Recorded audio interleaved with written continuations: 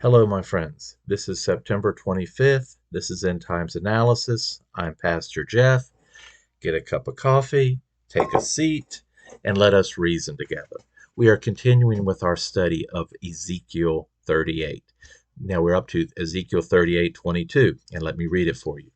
With pestilence and with blood I will enter into judgment with him, and I will rain on him and on his troops and on the many people who are with him, a torrential rain with hailstones, fire, and brimstone. It says, I will enter into judgment with him. Who? Gog. Like I said, many historians, well, biblical historians, theologians, once again consider this area where we're talking about Russia. That's what we have feel.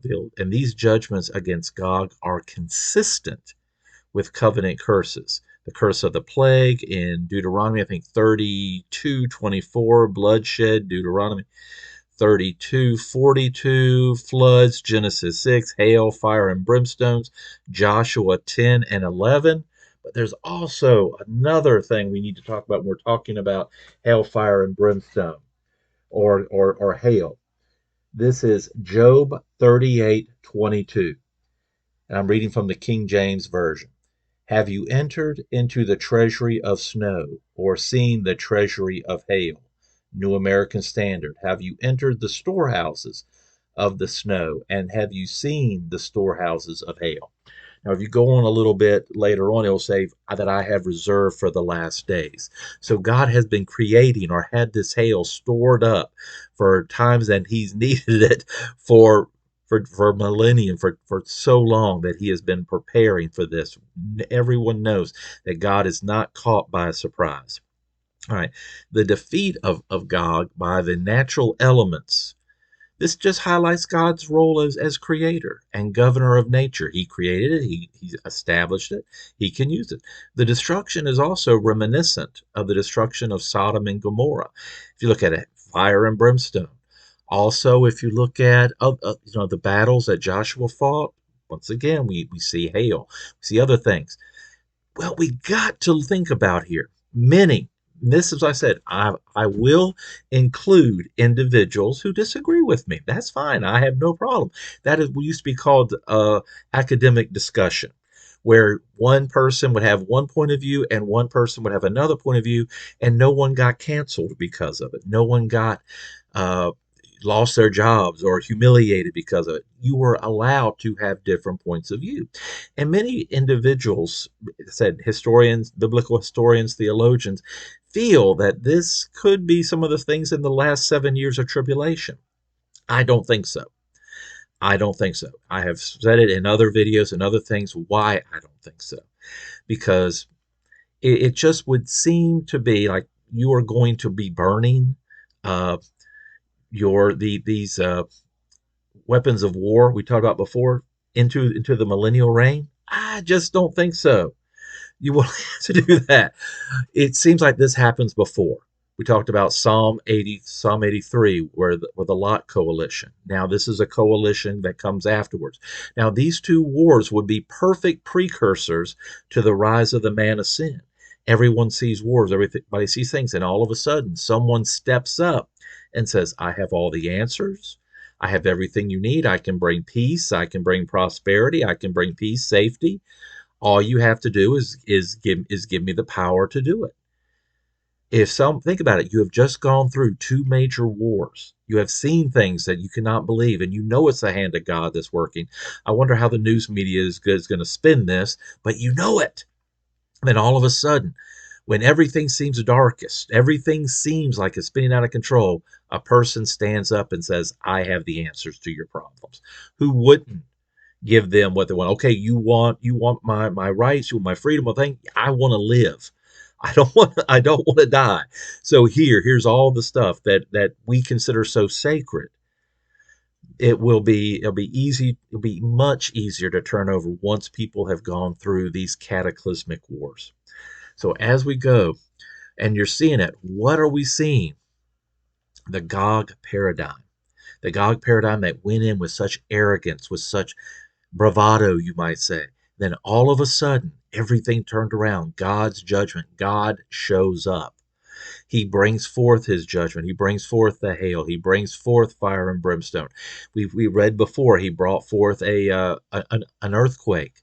We see this. I will bring him into judgment with pestilence and bloodshed. Yahweh also will send diseases. You got to think about this. What is God up to? What is God up to when you're seeing this? How is God thinking? We're seeing that He is coming out. We said He is establishing a line between His people and Israel. All Israel's allies are gone. We're seeing now more and more. There has just been some reports on the news where Saudi Arabia and Israel might normalize relations. Now, does that mean exchanging ambassadors? Does that mean setting up a consulate? We don't know. We do know the Palestinians are very important to the Saudis, so there's going to have to be some movement on how the Saudis are they going to have an autonomous zone? Are they going to have statehood? We also know that the Temple Mount is very important to the Saudis, also very important to Israel. How is this going to be worked out? But they say they're in negotiation. We also hear more and more now. Like I said, we hear about Putin, President Vladimir Putin is now cutting back on diesel oil. Once again, the Gog paradigm. He is doing it unilaterally. He is not getting together. He's not going together with all the other countries that produce gas and diesel and say, hey, let's get together and let's really rock this place. Let's really, have let's cut back on all production, because I want you to think about it. We have a just-in-time supply chain, and that was before all the disruptions from COVID. We had a just-in-time supply chain, and that supply chain relied heavily on diesel.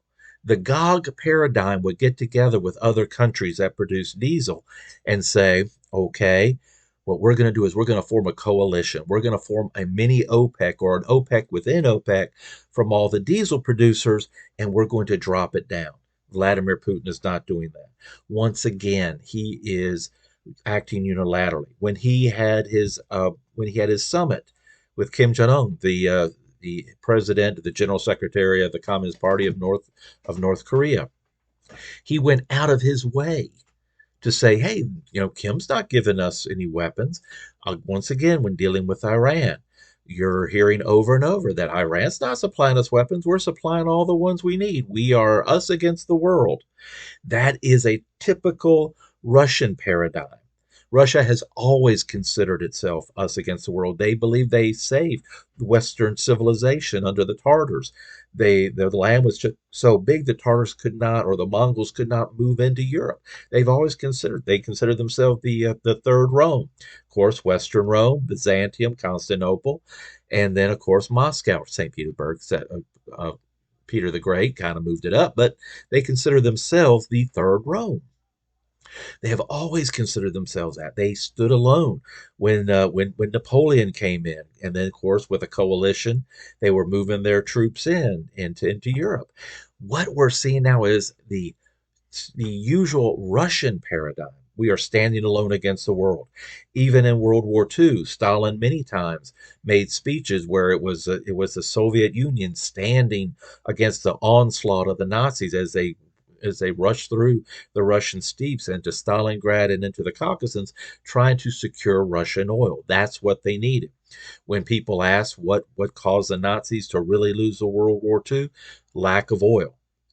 They could not keep their panzer armies. They could not keep the blitzkrieg going, which was panzer armies, tank armies, airplanes, with the combination, of course, ground troops coming in a little bit later because they couldn't keep up. Mechanized troops coming in, they couldn't keep it up. They needed the oils. Think about when things turned around for the Nazis, right? When they broke the treaty with the Soviet Union, Russia was sending them gasoline. Russia was sending them all kind of oil and all kind of foodstuffs. And then all of a sudden they invaded Operation Barbarossa, and the Soviet Union stood alone.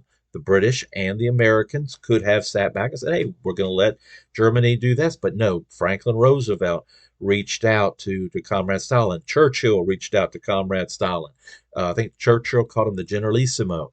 And of course, through Iran, they established a supply line. And I think also the northern route, they established a supply line. Lend-Lease happened. They said towards the end of the war, German generals were saying that the Russian army was more mobile than they were because of all the Lend-Lease vehicles. That is the Gog paradigm. Get together with other countries, establish coalitions, work with individuals and countries to bring about what I need. And God is saying, this is what I'm going to do to these armies. I am going to bring about these things. I will enter into judgment with him. These judgments that God is bringing on is going to establish everyone to know that there is a God and he is still working in the earth. Some groups and some religious groups consider God the great mechanic, they used to call him. Still do in many groups. In other words, God set forth natural laws. He set forth times, seasons, and things of this nature. And after that, he just backed off and said, okay, it's yours. You do about what you went.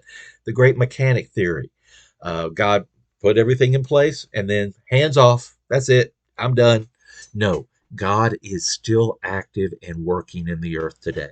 He will be active and working in the earth all the way through. We may not always see his hands, but guess what? They are working in the world. We're seeing now with Ukraine. We're seeing now where I just saw some news media where some of the congressmen are saying, okay, my place has had some hurricanes. My place has had some floods. My place has had a rail defer a train derailment. Other areas have had wildfires that destroy cities. Why are we sending so much money to the Ukraine? Why cannot we help our own people here? You're seeing more and more and more of a division, more and more of a us against them mentality. Is that what's going to happen to keep America out? Because, like I said, something has got to happen to the neocons and the neolibs, the Western world rule based order, as we call it, to somehow fray. Because all of a sudden we're going to send billions of dollars to Ukraine to stop a Russian advance into territory, into taking territory, and we're going to allow this huge coalition to march down. And what does it say? Have you come to take a spoil? Have you come to attack the area of unwalled cities? And they're going against the mountains of Jerusalem, mountains of Israel, which is what we call the West Bank. What has got to happen to bring forth this thing where all of a sudden everyone, all the rules that we have known since World War II, everything we have seen, even in, like I said, think about this, guys. We accused Afghanistan of harboring Al Qaeda. The Afghanistan, the Taliban would not turn over Al Qaeda. We invaded Afghanistan. We had a 20-year war conflict. I know many people call it many different things, but yes, we had troops over there and they were shooting at people and they were getting shot at. And after that 20 years, what did we do? We gave it back to the Taliban. We turned it back over to the Taliban. Think about that. That is how committed we are to a rule-based order where we spent 20 years in a country. It did not work out the way we wanted to. We pulled out in the Afghan government that we established, that we did, we even trained an army, fell extremely quickly, and it did not work out. And then we ended up, I said, turning the country back over to the Taliban after 20 years of conflict. That is what we call the rule-based order. We had NATO over there helping us, not in Iraq, because that was something totally different. We had to build a coalition over there. But in Afghanistan, because we were attacked, New York was attacked, Washington was attacked, we were able to bring in NATO. That is a rule-based order. That is our paradigm. The Gog paradigm, once again, is building together a coalition. We're seeing the first part of this coalition. We're seeing Iran. Also, Azerbaijan and Armenia have had a conflict. Azerbaijan now more in control of Nagorno-Karabakh than they were before. They say many Armenians are leaving that area and going to Yerevan, which is the capital of Armenia. I probably mispronounced it, but are going to the Armenian state. They say the Armenian prime minister, the leader, is much more inclined to the West and NATO than the before. But right now, there was Russian peacekeeping troops in Nagorno-Karabakh. That could also be part of the of the Misha Tubal. Remember, I said the area between the Black Sea and the Caspian Sea. We're seeing these things come together. Once again, what's going to happen to Turkey? We're seeing Turkey pulling back from Ukraine. We see Poland once again because of grain deals and because of feeling slighted. They say that Zelensky insulted them in some UN speeches and something. What has got to happen for the Gog coalition to come together? I'm not saying Poland's part of it. Now, Turkey is more in line with it, but what has got to happen for these nations to come together? Because Turkey considers itself, because we're the old Ottoman Turks, and Persia of Iran today, they were ancient enemies. But again, so was the Ottoman Turks, and so was Iran. They had many wars against the Russians. What has got to happen for these nations to come together? We're seeing, though, the civil wars once again in Libya. We're seeing them in Sudan. We're seeing these things happen over and over. Where is Beth Tomarga, which is said from the north? Some people say that's from Armenia, Azerbaijan. There, it says from the far north, which is house of. Are these not even a nation, but just groups of people who are coming down and joining up with Gog? What has got to happen for a Russian mentality, a Russian paradigm that says we are going to stand alone?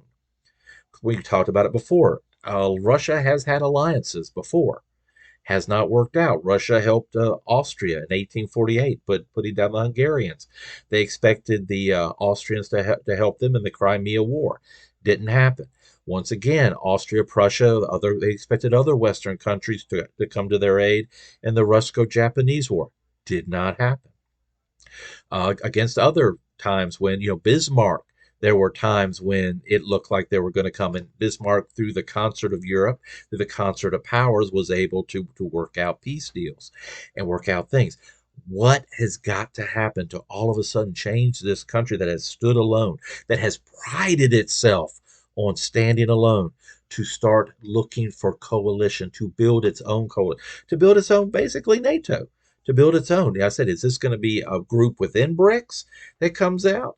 Or is it going to be its own? Is Russia going to break away from BRICS, or not, or downplay BRICS while it builds its own? That is what's going to happen. There has got to be a paradigm shift in Russia. Putin does not show this. He has not shown it. He would have to have a complete change, not of mind, personality. I've said, what has got to change if it was him? I do not see it. This is going to be someone who's going to come after him. Like I said, someone much more charismatic, willing to reach what they say across the table, bring nations in and accept them and welcome them. In other words, yeah, Iran's giving us weapons. Yeah, we're getting stuff from Libya. Yeah, we're getting stuff from Kush, Sudan. Yeah, we're getting stuff from Gomer to Turkey. Yeah, we're getting all this stuff from them. We are an alliance. What has got to happen to change this mentality? So God, when he brings them down, will be able, this huge army will, basically, they are going right into the face of God. They are going right into his angry face, and they will see the hand of God working. Well, that's all we have for today. If you like this video, please press a like, press the subscribe, and until we see again, until we sit down, oh my goodness, until we see each other again, Maranatha.